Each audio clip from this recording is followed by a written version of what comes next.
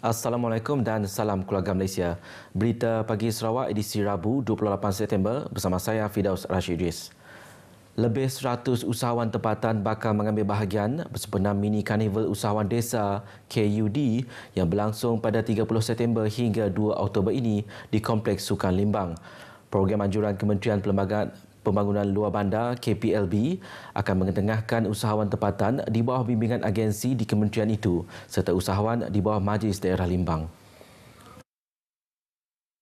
Timbalan Menterinya, Datuk Hasbi Habibullah berkata, program itu dijangka dihadiri kira-kira 5,000 pengunjung setiap hari dengan menyasarkan jualan berjumlah RM200,000 sepanjang tempoh 3 hari program berlangsung. Diharapkan objektif ini iaitu program mini Karnival Usahawan Desa ini diadakan secara fizikal di daerah Limbang, Sarawak bagi memberi peluang kepada penyertaan usahawan-usahawan yang lebih ramai di kawasan tersebut dan kawasan sekitarnya. Selain itu, pelaksanaan program ini turut membuka ruang kepada usahawan luar bandar untuk berinteraksi, mendapatkan maklumat dan kemudahan daripada kementerian dan agensi bagi meningkatkan produktiviti serta jualan produk, insya-Allah. Beliau menyatakan demikian ketika menjadi tetamu di Konti Limbang FM. Turut disampaikan kelak penyampaian geran skim pengukuhan keusahawanan luar bandar, bantuan penyediaan warung di bawah program peningkatan pendapatan dan penyampaian peralatan program Quick Win Kemas. Mini KUD at Limbang akan mengetengahkan buat pertama kalinya zon industri sukan yang akan dilaksanakan dengan kerjasama rapat dengan Pejabat Belia dan Sukan Bahagian Limbang. Pelaksanaan program mini KUD at Limbang akan dimeriahkan dengan penggunaan baucer penggalak jualan keseluruhannya bernilai RM15,000 yang diberikan secara percuma kepada semua pengunjung. Beliau turut melawat ke tapak lokasi KUD bagi meninjau persiapan program. Golongan ibu bapa di negeri ini diingatkan supaya tidak memandang ringan keberadaan anak-anak selepas waktu sekolah. Timbalan Menteri Pembangunan Wanita dan Kanak-kanak Datuk Rozi Yunus berkata, walaupun tiada kes culik berlaku di negeri ini seperti yang ditularkan, namun ia tidak memberi lesen untuk leka. Ujarnya keselamatan anak-anak tetap menjadi keutamaan kerana walaupun bukan akibat jenayah culik tetapi pengaruh rakan sebaya mereka juga penting dipantau. Untuk masyarakat kita jangan ambil ringan. Ya, kita lihat perkara begini maka kita sahkan kesahihannya, tapi dalam masa yang sama setiap hari memang kita perlu ambil langkah berjaga-jaga sebab bukan hanya cerita penculikan, dalam masa yang sama nanti kita tak mahu anak kita terlibat dengan kegiatan lain, tak balik rumah. Datuk Rozi menjelaskan perkara itu kepada pemberita di pejabatnya di Kuching. Baru-baru ini tular satu dakwaan cubaan seorang kanak-kanak di Padawan diculik walaupun tidak berlaku perkara tersebut. Cadangan pelantikan pengerusi Majlis Daerah sepenuh masa akan diusul ke Kabinet Negeri. Timbalan Menteri Kesihatan Awam, Perumahan dan Kerajaan Tempatan, Datuk Dr. Penguang Manggil berkata, sekiranya pelantikan tersebut dapat direalisasi, ia akan dapat memberi manfaat kepada rakyat setempat yang ingin perkhidmatan menyeluruh di kawasan mereka. We want to propose to the Cabinet to have full-time chairman for the district councils. This is in view of the fact that in the past the chairman is always a DO. The DO now is not like the DO before because they have a lot of other duties and responsibilities. Beliau berkata demikian selepas mempengerusikan program bersama ahli-ahli Majlis Pihak Berkuasa Tempatan Zon Tengah di Sibu. Tambahnya lagi, setakat ini hanya Majlis Daerah Marudi yang mempunyai pengerusi sepenuh masa. Tugas dan cabaran dalam memberi perkhidmatan kepada rakyat kini memerlukan komitmen yang tinggi untuk memastikan pembangunan dapat dirasai segenap lapisan masyarakat. Dalam pada itu, pihaknya kini dalam usaha untuk meningkatkan hasil majlis daerah dan peruntukan yang besar diperlukan bagi memenuhi keperluan dan perkhidmatan yang diharapkan oleh rakyat. Purata 250 gigitan haiwan dilaporkan setiap bulan di Sarawak. Pengarah Jabatan Perkhidmatan Veteriner Sarawak JPVS Dr. Adrian Susin Abud mendedahkan hasil siasatan jabatan berkenaan sebanyak 61% gigitan adalah oleh haiwan peliharaan manakala 39% lagi adalah haiwan liar.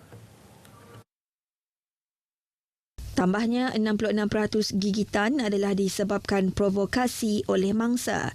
Berucap pada persidangan rabies di Borneo di Kuching, beliau berkata JPVS akan terus menyiasat, memantau dan memastikan Sarawak mampu membendung kes berkaitan rabies terutamanya di dalam 72 kawasan yang telah diisytiharkan sebagai kawasan jangkitan rabies.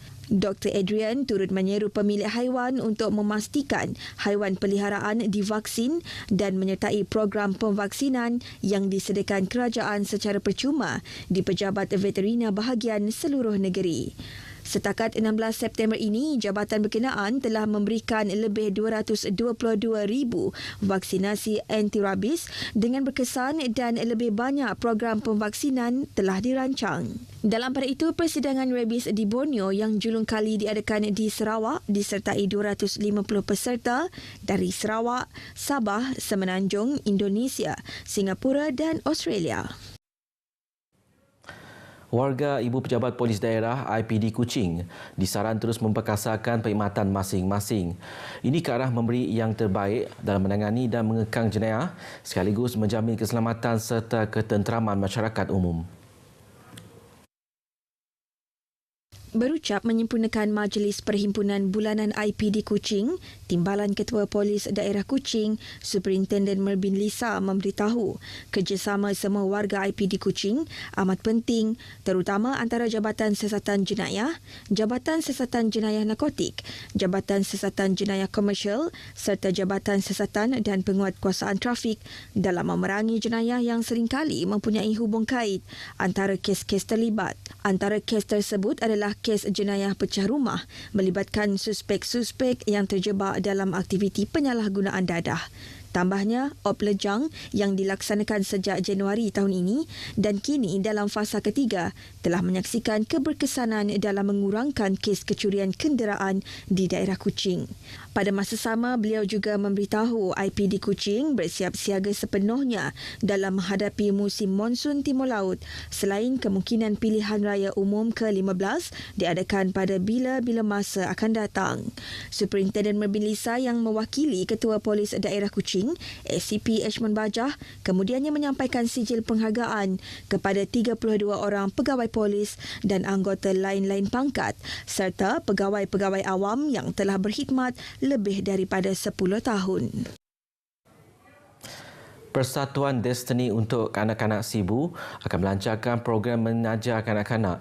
Menurut Bendahari Persatuan Destiny untuk Kanak-Kanak Sibu, Entang, program itu bagi membantu pembiayaan kos pendidikan kanak-kanak kurang bernasib baik di Sibu.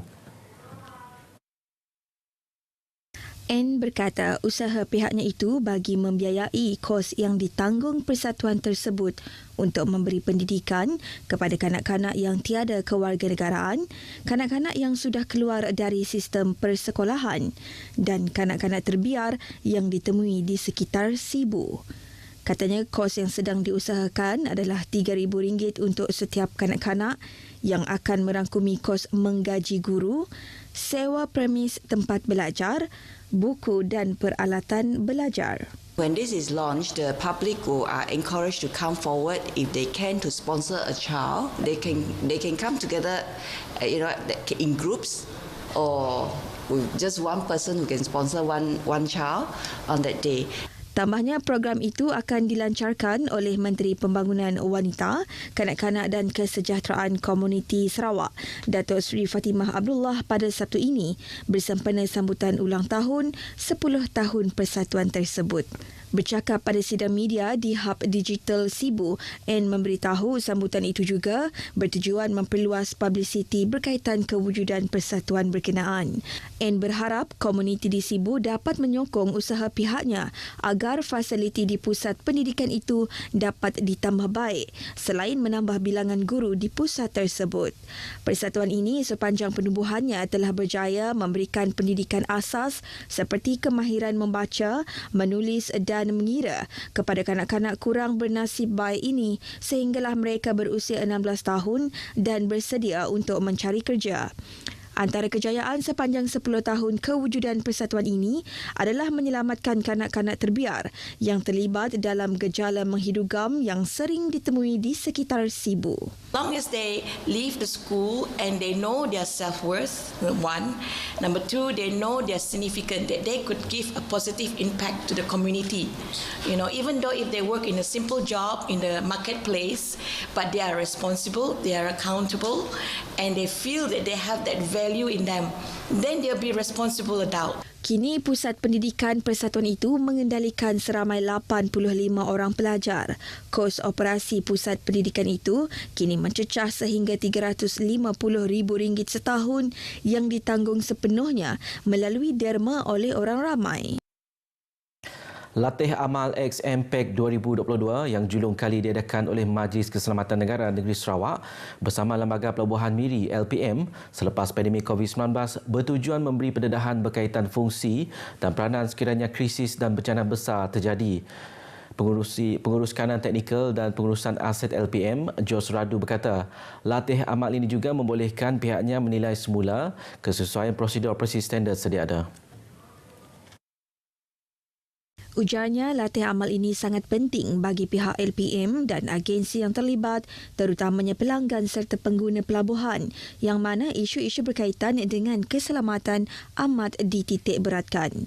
Justeru latih amal ini bertepatan diadakan memandangkan aktiviti minyak dan gas di kawasan Miri semakin meningkat selepas pandemik ini.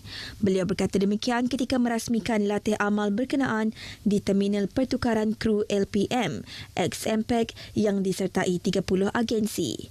XMPEC merupakan terminal penting buat industri minyak dan gas dengan secara purata bilangan kru-kru offshore yang menggunakan terminal berkenaan adalah dalam anggaran 600 orang sehari. Dengan adanya latih amal ini, tambah beliau, ia akan membolehkan tahap kesiapsiagaan di setiap peringkat bukan sahaja LPM tetapi juga melibatkan syarikat minyak dan gas di samping agensi dan jabatan kerajaan menghadapi sebarang kemungkinan dan potensi situasi krisis keselamatan dan bencana pada masa hadapan. Berita Pagi Sarawak edisi Rabu 28 September berakhir di sini. Salam keluarga Malaysia, jumpa lagi. Assalamualaikum.